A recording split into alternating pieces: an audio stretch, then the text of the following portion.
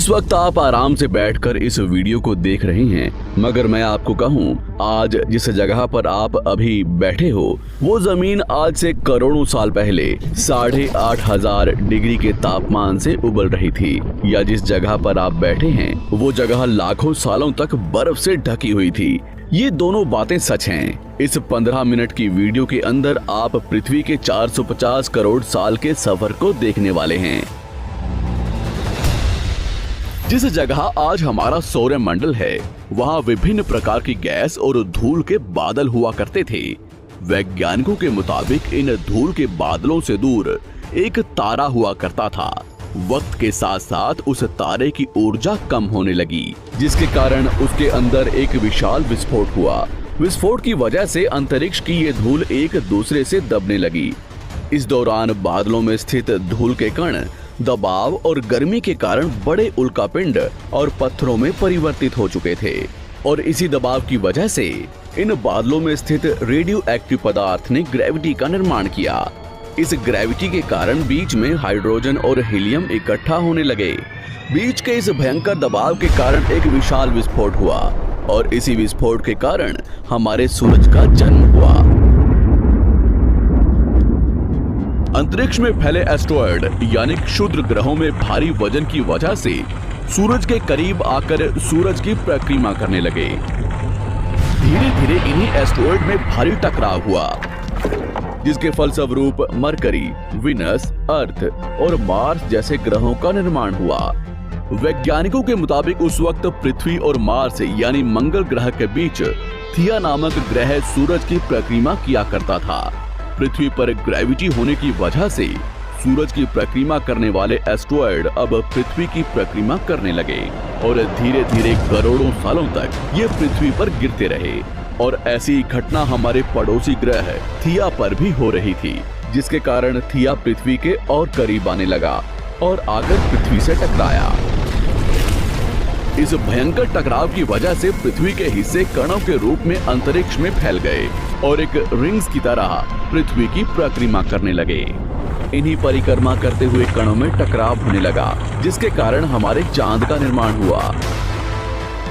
उस वक्त पृथ्वी पर सिर्फ एक ही समुद्र हुआ करता था, और वो था 1900 डिग्री सेल्सियस की तापमान पर उबलते हुए लावे का। उबल रही थी वो सारी चीजें जिसे आज आप अलग अलग नाम से जानते हैं।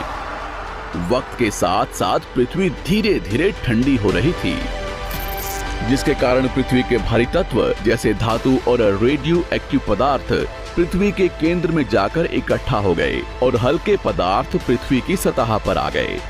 लाखों सालों तक पृथ्वी पर उल्कापिंडों की बरसात हुई, और इन गिरते हुए उल्कापिंडों में जमा था नमक, मिनरल्स और पानी। करोड़ों सालों तक इन उल्कापिंडों की बरसात होती रही, और धीरे धीरे पृथ्वी की ऊपरी सतह पानी से ढकने लगी। वैज्ञानिकों के मुताबिक यही वो वक्त था जब दूर गहरे पानी के अंदर निकलते ज्वालामुखियों से पहली बार सूक्ष्म जीवों का निर्माण हुआ। लाखों सालों बाद एक वक्त ऐसा आया जब पृथ्वी की पूरी सतह पानी से ढक चुकी थी। हमारी पृथ्वी के सबसे अंदर का कोर रेडियो एक्टिव पदार्थ से बने होने की वजह से हरदम गर्म होता रहता है, लेकिन जब भी पृथ्वी की ऊपरी जमीन ठंडी हो जाती है तब पृथ्वी के अंदर की गर्मी बाहर नहीं निकल पाती, जिसके कारण ज्वालामुखियों का निर्माण होता है। और उस वक्त कुछ ऐसा ही हुआ। पानी से ढकी हुई पृथ्वी पर हजारों की तादाद में ज्वालामुखी निकलने लगे, और आने वाले लाखों सालों तक इन ज्वालामुखियों का निकलना जारी रहा, जिससे पानी के ऊपर जमीन का निर्माण हो रहा था। इस वक्त भी पृथ्वी पर वातावरण ना होने की वजह से अंतरिक्ष से उल्कापिंडों की बरसात हो रही थी। आज से लगभग 300 करोड़ साल पहले पृथ्वी पर ऐसा वक्त आया जब पृथ्वी का वातावरण लगभग स्थिर होने लगा था। ज्वालामुखी निकलने धीरे हो गए थे, और पृथ्वी का एक दिन 12 घंटे का हुआ करता था। साल बीतते गए, और धीरे धीरे ये सूक्ष्म जीव विकसित होते गए और समूह में रहने लगे। आज से लगभग 250 करोड़ साल पहले पहली बार पृथ्वी पर ऐसे जीवों का निर्माण हुआ जो जीने के लिए ये पानी के अंदर के मिनरल्स यानी खनिज पदार्थ और धूप का इस्तेमाल करते थे और मल त्याग के रूप में ऑक्सीजन बाहर निकालते थे।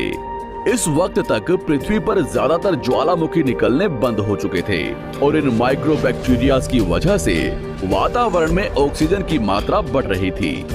वातावरण में ऑक्सीजन बढ़ने की वजह से पृथ्वी का वायुमंडल बनना शुरू हुआ और आने वाले हजारों सालों तक वातावरण में ऑक्सीजन की मात्रा बढ़ती रही, जिसकी वजह से पृथ्वी के ज्यादातर हिस्सों में ये सूक्ष्म जीव फैल गए। हजारों सालों बाद एक वक्त ऐसा आया जब पृथ्वी में ज्यादा ऑक्सीजन बढ़ने के कारण ये सूक्ष्म जीव मरने शुरू हो गए। उस वक्त तक पृथ्वी का वातावरण ठंडा होने के साथ साथ ऑक्सीजन से भी भर चुका था, जिसके कारण जमीन और वातावरण में स्थित आयरन यानी लोहे के मिनरल्स पानी में स्थित ऑक्सीजन से रिएक्ट होने लगे और एक वक्त ऐसा आया जब पृथ्वी की जमीन आज के मार्स के जैसे लाल हो चुकी थी। वक्त बीतने के साथ साथ धरती की टेक्टोनिक प्लेट्स में दरार होने लगी, जिसके कारण पृथ्वी के अंदर का लावा जमीन की तरह कई लाखों सालों तक खुला उबलता रहा और यही वो कारण था जिसके कारण पृथ्वी के वातावरण में कार्बन डाइऑक्साइड की मात्रा बहुत बढ़ गई और पृथ्वी पर एसिड की वर्षा शुरू हो गई। एसिड रेन की वजह से पृथ्वी का तापमान घटने लगा और तापमान इतना घटा कि पृथ्वी के ऊपर स्थित पानी बर्फ में परिवर्तित होने लगा। पृथ्वी पर पहली बार भयंकर आइस एज आया। इस वक्त पूरी पृथ्वी सफेद बर्फ से ढक चुकी थी। आमतौर पर जब धरती पर सूरज की किरणें गिरती हैं, तब जमीन उन किरणों को सोख लेती है, मगर क्योंकि पूरी पृथ्वी बर्फ से ढक चुकी थी और क्योंकि बर्फ सफेद और चमकीली होती है, जिसके कारण सूरज की किरणें धरती पर गिरने के बाद वापस चली जाती थी। इसी कारण से पृथ्वी कई लाखों सालों तक बर्फ से ढकी रही, मगर फिर से पृथ्वी के अंदर स्थित गर्मी ज्वालामुखी के रूप में निकलना शुरू हो गई और इन ज्वालामुखियों से निकलने वाली गर्मी ने बर्फ को पिघलाना शुरू कर दिया। इसी बीच पृथ्वी की गहराई में बचे कुछ सूक्ष्म जीव धीरे धीरे बदल रहे थे और अब वो ऑक्सीजन को अपने शरीर को बड़ा और जटिल बनाने के लिए इस्तेमाल करने लगे थे। इस बीच पानी में अलग से भी छोटे समुद्री पौधे निकलने शुरू हो चुके थे। बाहर जैसे जैसे ज्वालामुखी निकल रहे थे, वैसे वैसे वातावरण कार्बन डाइऑक्साइड की वजह से गर्म हो रहा था। वक्त के साथ साथ बर्फ तो पिघलने लगी, मगर धरती पर फिर से एसिड की वर्षा शुरू हो गई, जिसके कारण फिर पृथ्वी ठंडी होने लगी और फिर पृथ्वी की ज्यादातर सतह बर्फ से ढक गई। ऐसा बार बार कई हजारों सालों तक होता रहा और इसी कारण से अब समुद्री जीव धीरे धीरे वातावरण के हिसाब से विकसित हो रहे थे। इस बीच कई सारे जीव और समुद्री जंगल्स विलुप्त हो गए, मगर जो बच गए वो धीरे धीरे पृथ्वी के बदलते तापमान के हिसाब से ढलते गए और अब हजारों सालों बाद समुद्री पेड़ बर्फ की वजह से पूरी तरह से मरते या सूखते नहीं थे। अब सूक्ष्म जीव समुद्री जीव बन चुके थे।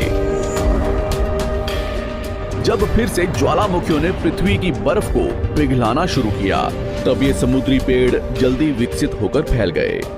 धीरे धीरे वातावरण में ऑक्सीजन की मात्रा बढ़ने लगी और पृथ्वी पर होने वाली एसिड की वर्षा कम होने लगी। वातावरण में ऑक्सीजन आने की वजह से पृथ्वी की ओजोन लेयर्स मोटी होने लगी और आज से लगभग 47 करोड़ साल पहले पृथ्वी की ऊपरी सतह पर पहली बार मोसोस नामक प्लांट उगना शुरू हुआ। वक्त के साथ साथ जमीन पर अलग अलग प्रकार के पौधे और पेड़ उगना शुरू हुए। एक वक्त ऐसा आया जब जमीन के पेड़ों की लंबाई लगभग 80 से 100 फीट जितनी या आज के 5 से 6 मंजिला बिल्डिंग जितनी ऊंची हो चुकी थी। ये वो वक्त था जब समुद्री जानवर समुद्र से बाहर निकल रहे थे और जमीनी जानवरों में परिवर्तित हो रहे थे। धरती की ज्यादातर जमीन एक जगह इकट्ठी हो चुकी थी, जिसे आज हम पैंजिया महाद्वीप के नाम से जानते हैं। पृथ्वी का वातावरण और तापमान लगभग स्थिर हो चुका था और अब करीब 21 से 23 घंटे का दिन हुआ करता था। अब समुद्री जीव पानी से बाहर रहने लगे थे और वातावरण के हिसाब से उनके शरीर का रंग रूप बदल रहा था। धीरे धीरे ये जमीनी जानवर डायनासोर्स में परिवर्तित हो गए।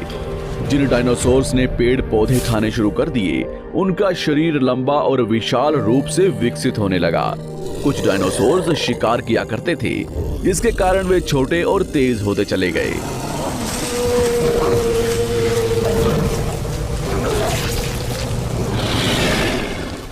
पृथ्वी की ऊपरी जमीन एक जगह इकट्ठी होने के कारण ज्यादातर जमीन रेगिस्तान और बंजर हो चुकी थी।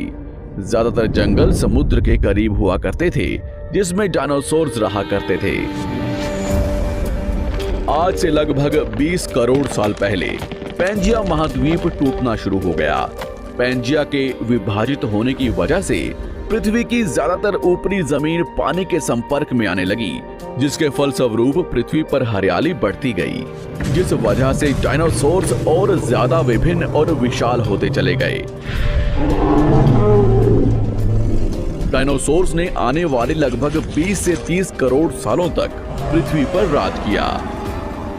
उस वक्त डायनासोर्स समुद्र से लेकर जमीन और आसमान तक पूरी पृथ्वी पर राज किया करते थे। इस दौरान अफ्रीका से टूटा भारत सीधे आकर आज के तिब्बत से टकराया और इस टकराव की वजह से हिमालय का निर्माण हुआ। आज से लगभग 6.5 करोड़ साल पहले पृथ्वी की तरफ आज के माउंट एवरेस्ट से भी बड़ा लगभग 4.5 लाख करोड़ किलो जितना वजनीय उल्कापिंड लगभग 80,000 किलोमीटर प्रति घंटे की स्पीड से पृथ्वी की तरफ आ रहा था। पृथ्वी की सतह को छूते ही उसमें भयंकर आग लगी और वो जलते हुए सीधा पृथ्वी से टकराया। इस टकराव से निकलने वाली ऊर्जा आज के 10 करोड़ परमाणु बम एक साथ फटने के बराबर थी। जहां ये उल्कापिंड गिरा, वहां के जानवर और पेड़ तुरंत भाप बनकर जल गए। गिरते ही पृथ्वी पर पूरी तरह धूल फैलने लगी। समुद्र में भयंकर बाढ़ आने लगी। भूकंप और आग ने पृथ्वी को जलाना शुरू कर दिया। कुछ ही घंटों में पूरी पृथ्वी के वातावरण में हानिकारक गैस और धूल की वजह से पृथ्वी नर्क हो चुकी थी। डायनासोर्स घुटन, आग और भूखमरी से पूरी तरह विलुप्त हो गए। इस वक्त हमारे पूर्वज जमीन के अंदर रहा करते थे, जिसके कारण वो इस विशाल प्रलय से बच गए। पृथ्वी का वातावरण पूरी तरह से काला और अंधेरा हो चुका था, जिससे धूप भी जमीन तक नहीं पहुंच पा रही थी। पृथ्वी के पेड़ और ज्यादातर जानवर विलुप्त हो गए। वातावरण में धूल और हानिकारक गैस के कारण पृथ्वी पर फिर से एसिड की वर्षा शुरू हो गई और फिर पृथ्वी ठंडी होकर बर्फ से ढक गई। लेकिन इस बार पृथ्वी की बर्फ लाखों सालों तक नहीं जमी रही और 80 से 90 हजार साल बाद ये बर्फ पिघलनी शुरू हो गई। जैसे ही धरती पर वातावरण फिर से पहले जैसा होने लगा, वैसे ही ये छोटे जीव जमीन से बाहर आना शुरू हो गए। उस वक्त पृथ्वी की बर्फ पिघलनी शुरू ही हुई थी, जिसके कारण अफ्रीका में घने ठंडे जंगल हुआ करते थे और इसी बीच ये जमीनी जीव बंदरों में परिवर्तित हुए।